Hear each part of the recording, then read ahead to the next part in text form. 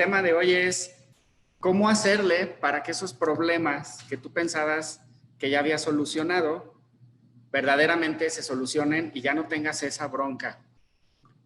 Miren, a mí me pasó muchas veces en la industria, yo trabajé muchos años en la industria automotriz, que a veces hay algún problema, te habla el cliente molesto, y si tú eres responsable de la parte de darle solución al cliente, a veces empieza toda esa adrenalina y todo ese estrés y olvidamos el propósito de las acciones correctivas. Es increíble, pero muchísimas de las veces el propósito que yo he visto en los gerentes, en los mandos medios o hasta a nivel direcciones, cuando están llenando su acción correctiva, es para que el cliente ya tenga el papelito. Ese para que el cliente ya tenga el papelito ocasiona muchísimos de los vicios y entonces ocasiona que nada más el hacerlo por cumplir nos va a hacer que ese problema se nos vuelva a presentar y entonces el cliente se va a enojar todavía más y entonces estamos creando un círculo vicioso, ¿no? ¿Sí me escuchan bien? Excelente. Ok, gracias. Entonces, bueno, quiero abordar directamente los tips. Esto tiene que ver, por ahí en días pasados, les habíamos puesto un checklist para acciones correctivas poderosas. Entonces, se va a tratar de ahondar más en esos 10 puntos. Aquí me parece que son como 6 o 7 diapositivas que agrupan esos 10 puntos. Entonces, bueno, muy bien. El primer tip tiene que ver con la definición del problema.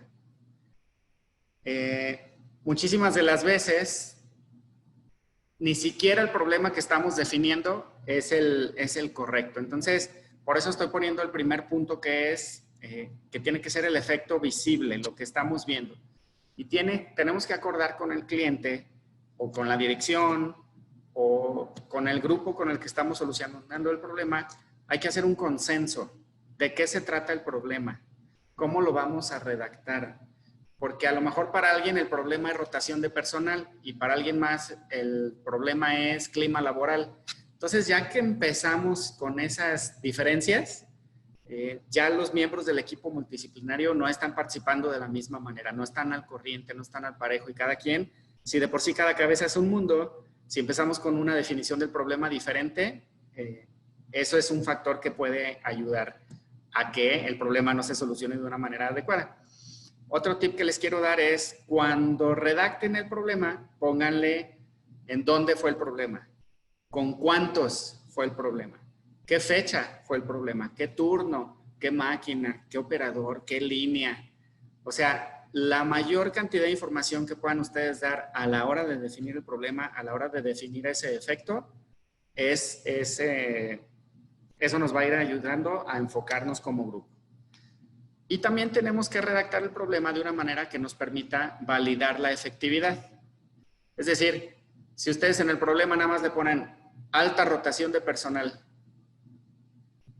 que ese es un típico, o altos rechazos del cliente, o altos costos de calidad, o queja del cliente por mal servicio, ¿no? Si ponen ese tipo de cosas, cuando tú lo vamos a ver más adelante, cuando tú quieras llegar a la parte de validar si tu acción correctiva fue efectiva, pues si nada más le pusiste altos costos de no calidad, pues ¿qué crees? Que no vas a tener oportunidad de revisar si arreglaste el problema o no. Entonces, la claridad en la definición del problema es algo crítico. El siguiente tip que te quiero dar es las personas correctas. Miren, me tocó estar en una empresa que procesa metales, vamos a llamarle así. Entonces, en esta empresa ya habían resuelto el mundo en una servilleta, se habían dedicado 2 horas y media todos los gerentes a evaluar por qué estaba saliendo rebaba de un proceso de cortado de metales. Entonces, se me ocurrió decirles, bueno, ¿y por qué no le hablaste al operador de la máquina?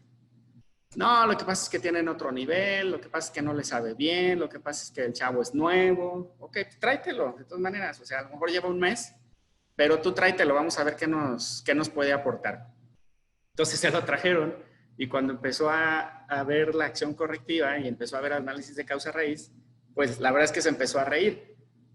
Porque decía él, no, no, no, no, no. Lo que pasa es, esto sucede cuando la esponja ya está muy viejita y no centra bien el metal. Ah, ¿alguien lo ha visto? No, nadie habíamos visto esa causa. Entonces, si tú no tienes a las personas correctas resolviendo ese problema, muy seguramente no le vas a dar. Y esto tiene que ver con lo que les decía. Hola Iván, buenas tardes. Esto tiene que ver con lo que les decía, o sea, a veces por entregarle la acción correctiva al cliente de manera expedita, privilegiamos el cumplir contra la calidad. Si lo que verdaderamente queremos hacer es no volver a repetir el problema, vamos privilegiando la calidad.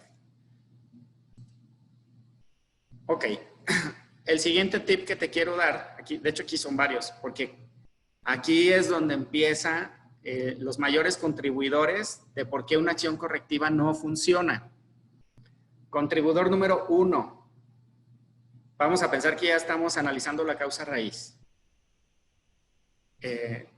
Y a mí me tocó, ¿no? El cliente a lo mejor me decía, oye, es que tienes un problema muy grande de rotación. Y entonces yo le decía a mi equipo, rotación de personal. Ok, vamos a hacer un 8Ds o vamos a hacer un 5 pasos. ¿Y qué crees? Que ese problema de rotación, donde es un tema cultural, donde tienes que educar a los mandos medios, donde tienes que hacer ciertas cosas a todo el sistema de trabajo, inclusive meterte con sueldos y salarios, con el sistema de compensaciones, etcétera. Ese no se arregla con un 5 pasos. Ese no se arregla con un 8Ds. Ahí tienes que hacer un proyecto o tienes que hacer un plan de acción. Entonces, necesitamos ver el tamaño del problema, contra qué herramienta vamos a utilizar. Oye, hubo una queja por un tornillo, por una soldadura que se fue, etcétera, etcétera. Fue un tema. Bueno, pues entonces a lo mejor se utilizó un 8Ds. Hoy estaba escuchando un video y este es parte de lo que me gustaría que se llevaran, porque se me hizo buenísimo. No es lo mismo el error y la falla. Es muy diferente. Marifer Pavón, ahí que te estoy viendo. ¿Qué diferencia crees que haya entre el error y la falla? Hola, Mafer. Hello, buenas tardes. Es que me agarraste bote pronto. Pues es que errores puede haber muchos y no necesariamente es la falla, ¿no? No sé cómo ponerlo, o sea, ahorita, pero sí es diferente. Puedes tener un solo error y diferentes fallas. O sea, puede sonar sinónimo, pero no es lo mismo. No es lo mismo, exactamente. Entonces, ahí les va. Gracias, Mafer. El error sucede una vez y el error es parte del proceso de aprendizaje.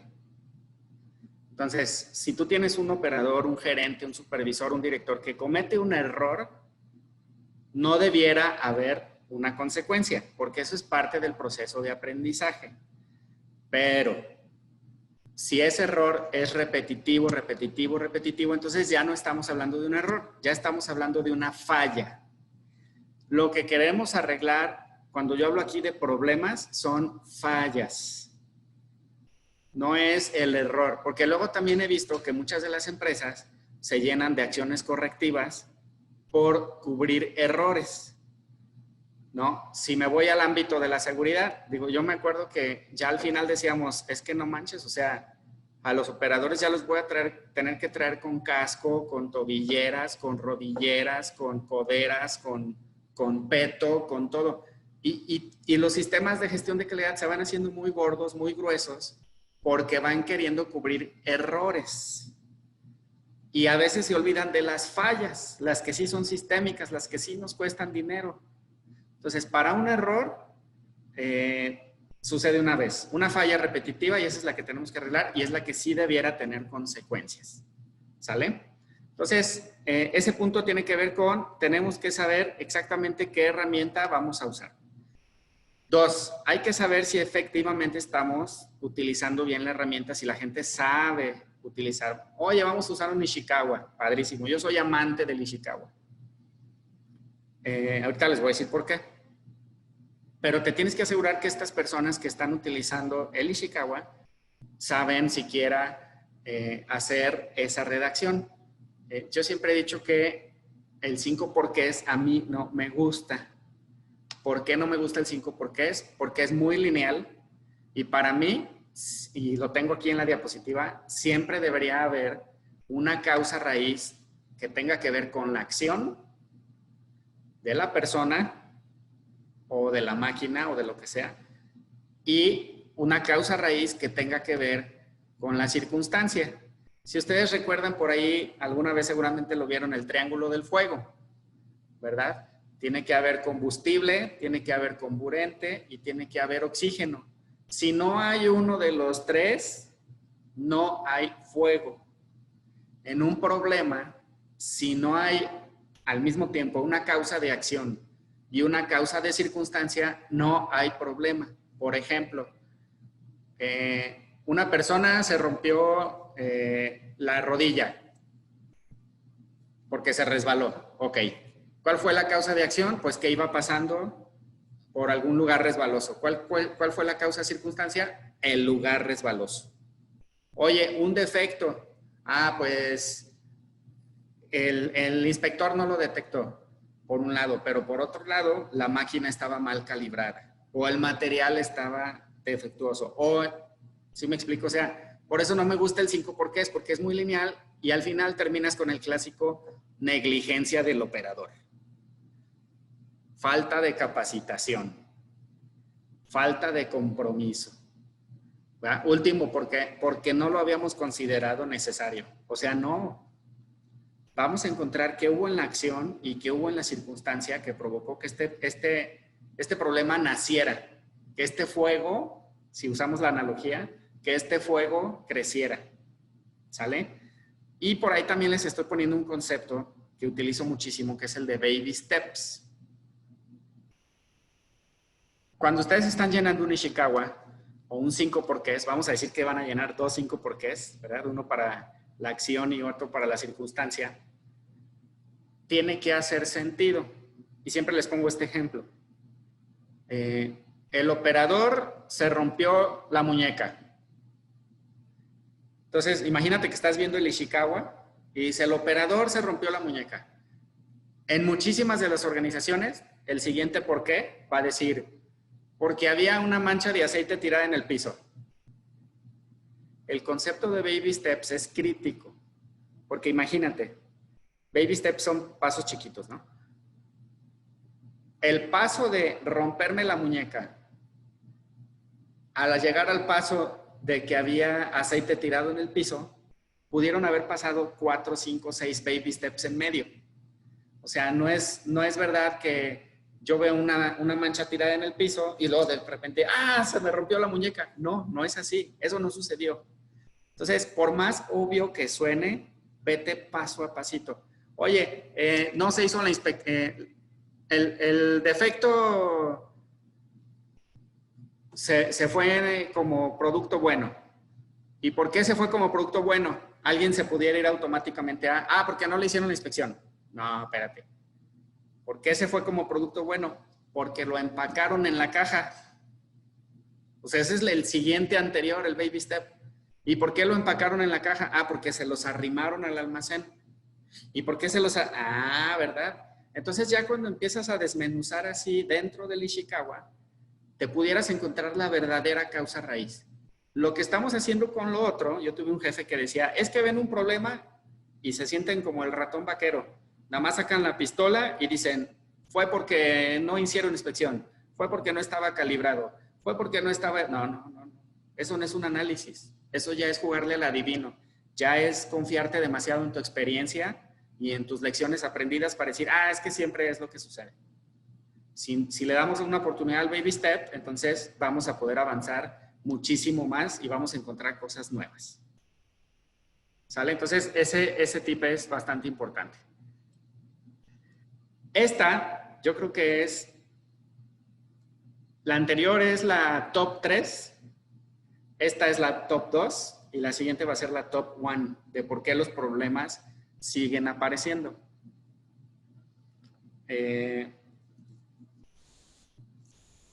Tuvimos un ejemplo en una entidad de gobierno donde habían tenido ellos utilizan coches utilitarios. Entonces alguien había tenido por ahí un accidente, ¿no?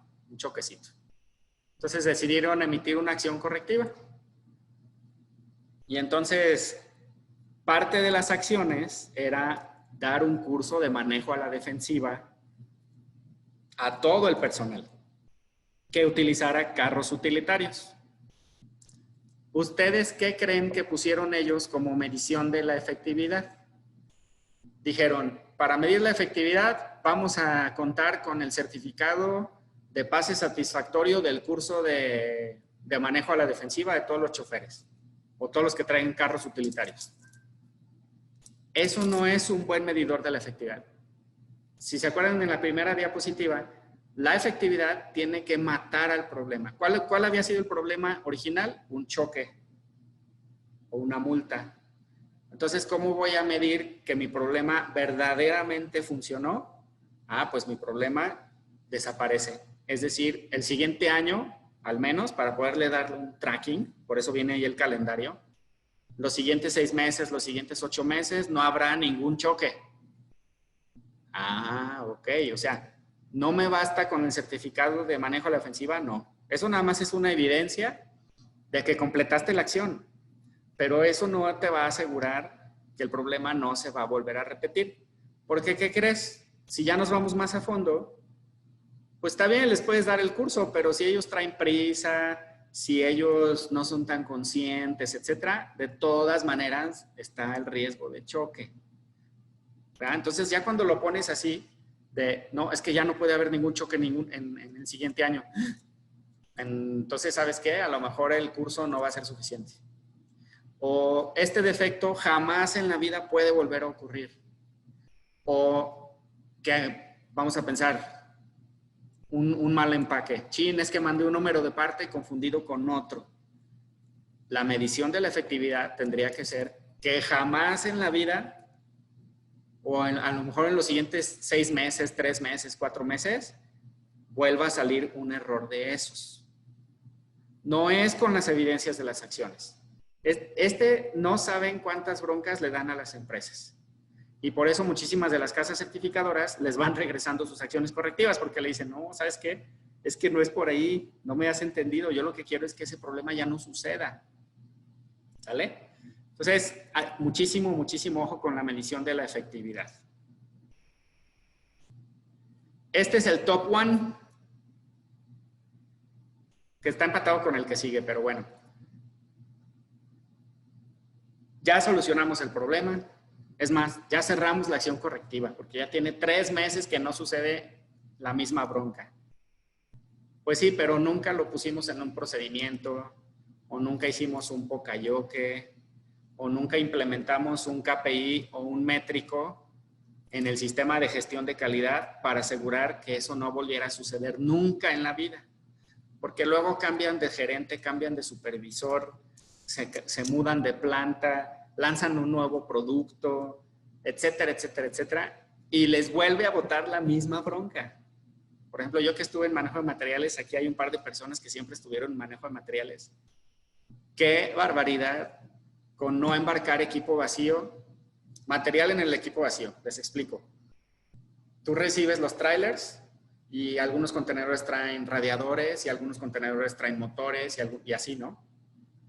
Hay contenedores que son medio truculentos y si alguien físicamente no abrió el contenedor y no se aseguró que ahí ya no había ningún radio, ninguna marcha, ningún alternador, ninguna banda, así como llegó la cajita a la planta, así se puede regresar. Ese es un problema grande, por ejemplo, para los que manejan materiales. ¿Y cómo le haces? O sea, ¿cómo le haces para que nunca suceda? A lo mejor el montacarista, tienes un montacarista nuevo cada 2 o 3 meses. Y a lo mejor lo pusiste en tu procedimiento, ¿verdad? Y a lo mejor el procedimiento dice 10 latigazos en el parque público a las personas que vuelvan a enviar Eso no va a arreglar el problema. O sea, qué pocayoke, qué métrica, qué auditoría, qué le estás metiendo para sistematizar. ¿Verdad? Ahí, por ejemplo, hablábamos de una báscula o hablábamos de los garrets, esos que usan los guardias para detectar partes metálicas. O sea, No. Se nos ocurrieron 3,500 cosas. Y la verdad es que sí hay formas, algunas con más tecnología que otras o algunas con menos tecnologías de otras, ¿no? Por ahí Carla me mandó el otro día un video con ejemplos de en dónde le metes muchísima ingeniería, ¿no? Era una empresa que tenía el problema de que embarcaba cajas me parece que era de jabón en polvo, y entonces empezó a haber quejas porque esas cajas de jabón en polvo empezaron a llegar vacías, ¿no? Entonces, inmediatamente el director le dijo a sus ingenieros, necesitan por favor arreglar este problema, que no vuelva a suceder, y entonces los ingenieros diseñaron un conveyor, es decir, una banda transportadora con un sensor y rayos ultravioleta para ver si había producto, ¿no? Etcétera, etcétera. Entonces, cuando le preguntaron a alguien de la línea, bueno, ¿cómo lo arreglamos? Ah, pues está fácil. Va bajando las cajas por el conveyor, meto un ventilador industrial y entonces conforme vayan pasando las cajas, ese ventilador industrial a las cajas que estén vacías las va a volar. Hay de medidas a medidas. Pero te aseguro que si seguimos diciendo en este ejemplo de las cajas de jabón en polvo, no, la solución es que el operador tiene que ir y vamos a pesar y etcétera, etcétera. Eso no es un sistema. Porque el día que el operador le dé COVID y se tenga que guardar 15 días, pues ese sistema ya se nos vino abajo. Pero si el ventilador está siempre prendido, siempre se van a volar las cajas y ese sistema sí funciona. Entonces, si tú no automatizas de alguna manera o haces que ese sistema jale, es bien probable que el mismitito problema se vuelva a repetir eventualmente. En la parte de auditorías, pues me refiero a que si tú tienes auditorías de proceso o auditorías de sistema, es una buena práctica que escojas al azar 4, 5, 6 acciones correctivas, se la des a tu equipo de auditores y entonces vayan y chequen que esas acciones correctivas que se emitieron tal vez hace un año, hace año y medio, sigan estando implementadas con el mismo nivel de calidad. Ese es como otro control. ¿Sale? Y bueno, pues por último, el último tip que te quiero dar es la parte de la comunicación. Aquí, fíjense que hay un problema bien grande. Vamos a pensar que fue una acción correctiva originada de un accidente. Alguien se atravesó imprudentemente ante un montacargas y gracias a Dios no pasó nada, pero sí hubo un susto o sí hubo una lesión pequeña. Y entonces vamos a suponer que tú tienes 30 supervisores o 15 o 10 y todos sabemos que hay veces hay supervisores que son muy buenos y a veces hay supervisores que pues ahí se la van llevando, la verdad. Entonces, si tú delegas el tema de comunicación, de que todos estén enterados de qué fue lo que sucedió, cómo se va a arreglar y qué es la colaboración que cada uno de nosotros tenemos que hacer para que este problema no vuelva a suceder, entonces te tienes que asegurar de que tus mandos medios, es decir, quien va a entregar ese mensaje, esté debidamente capacitado. Que si no están capacitados, ese mensaje no va a llegar. Y si decides hacerlo por otro lado, es decir, los famosísimos televisores en la cafetería o los boletines o las alertas de calidad o las alertas de seguridad, etcétera, asegúrate siempre de meter un componente de auditoría. Y o si ese es aprendizaje que ya tendrá que ser, vamos a decir, de toda la tribu, entonces mételo al curso de inducción o mételos a las evaluaciones o mételo a tu matriz de habilidades. Es decir, busca sistematizar también la comunicación. No nada más para lo que estuvieron en aquel momento cuando sucedió ese accidente. Porque ya sabemos que la rotación, digo, ahorita muy seguramente va a disminuir, pero cuando volvamos a agarrar vuelo en la economía, la rotación está a la orden del día. ¿Sale? Entonces, esos son como los tips que yo te quiero pasar. Les decía, no vamos a revisar la metodología, más bien señalar los puntos específicos en donde las metodologías típicas fallan. Porque, pues sí, tú te puedes saber los 8 Ds de memoria, cuáles son los 8 pasos, pero si no utilizas estos asegúnes que les acabo de platicar, créeme que tus problemas se van a seguir repitiendo. Entonces, este es básicamente el material. No sé si vamos a abrir espacio para dudas y preguntas. Si alguien tenga alguna pregunta, algún ejemplo, algo que quiera compartir.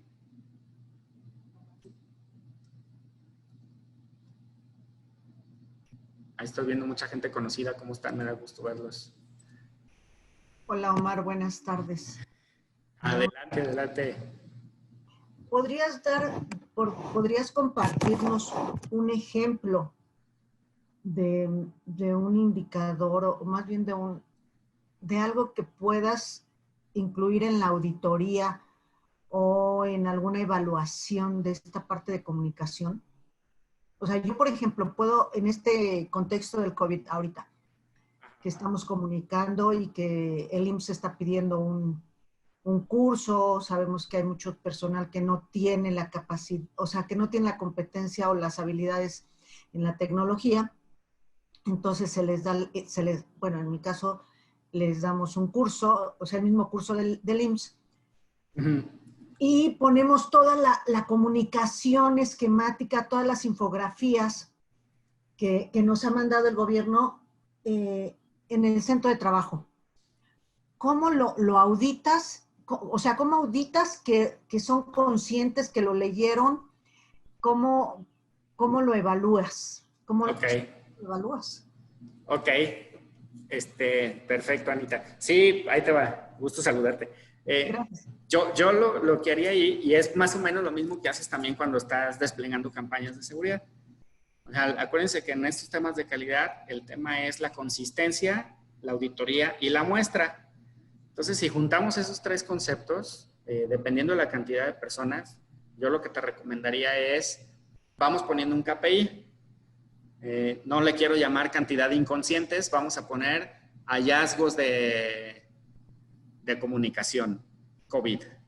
Entonces, en esa muestra, tú puedes simplemente dedicar los primeros 20 minutos del turno o durante el turno a entrevistar a 5 o 6 personas. Y entonces a cada persona le vas a hacer a lo mejor 2 o 3 preguntas claves.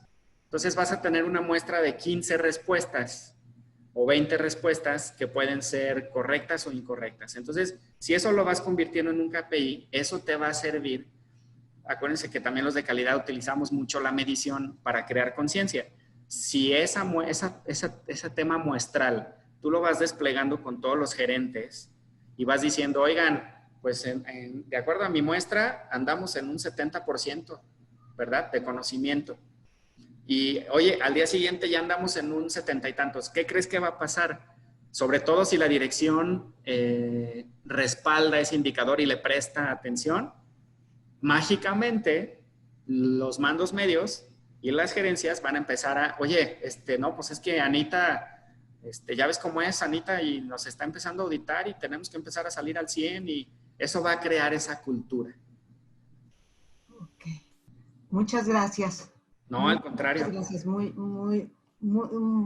La verdad me ayudas. Gracias. Ay, qué bueno. De eso se trata, Anita. ¿Alguien más? ¿Alguna pregunta? ¿Algún comentario? ¿O experiencia que nos quieran compartir? ¿Algún pecado capital que quieran que nos enteremos? De acciones correctivas, ¿eh? Yo sé que es viernes, pero espérense tantito. ¿No?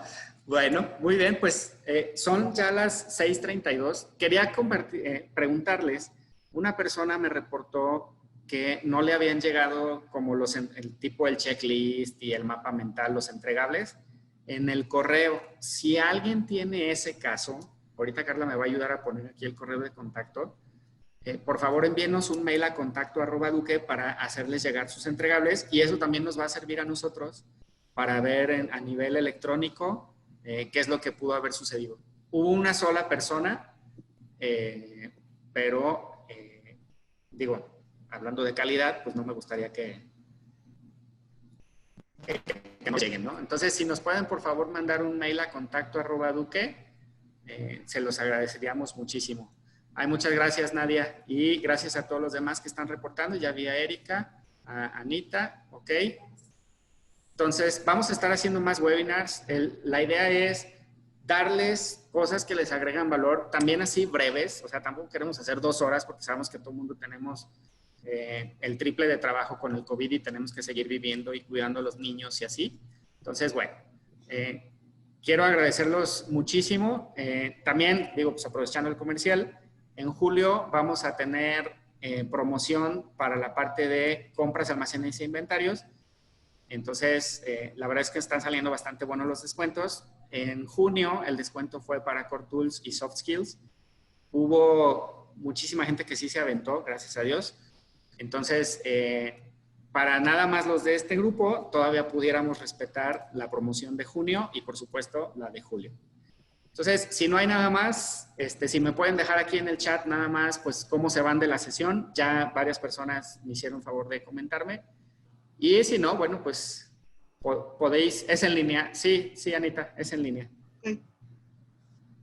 Y si no hay ningún otro comentario, pues podéis ir en paz. El viernes ha comenzado. Cuídense mucho. Muchas gracias. El webinar ha terminado. El webinar ha terminado. Exactamente. Y cualquier duda, ya saben, ahí estamos en contacto, Raúl, que para lo que necesiten. Y pues la mayoría ya tiene mis datos de contacto también. Cuídense mucho, que Dios los bendiga. Muchas gracias, que Dios te bendiga. Bye. Igual, bye.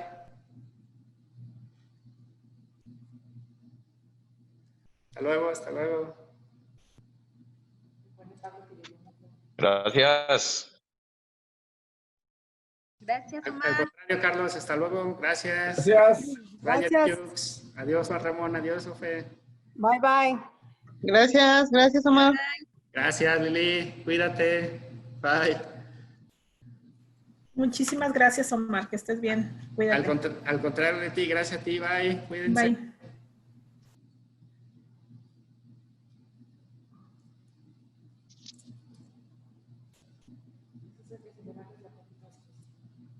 Ah, ya. Sí, mi César. Sí, sí. Ahí estamos.